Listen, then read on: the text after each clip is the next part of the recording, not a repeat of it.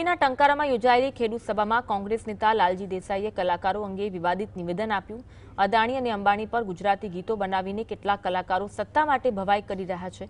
જો અદાણી અને અંબાણીના ગુજરાતી કહેવાતા હોય તો બાળકો માટે સ્કૂલ બનાવે અને ગુજરાતની ગરીબ પ્રજા માટે લોકહિતના કામ કરે, પરંતુ અદાણી અને અંબાણી તો ઉલટાનો લોકોના કરોડો રૂપિયા ચોરી જાય છે।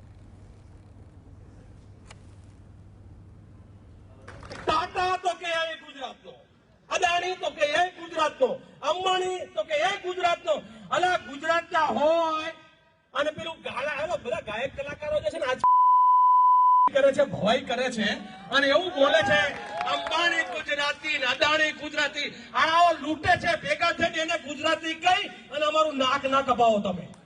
અદાણી અંબાણી ગુજરાતી કહેવાતા હોય તો ગુજરાતના બાળકોનું શિક્ષણ મફત થાય, એના માટેની સ્કૂલ અને કોલેજો ખોલો।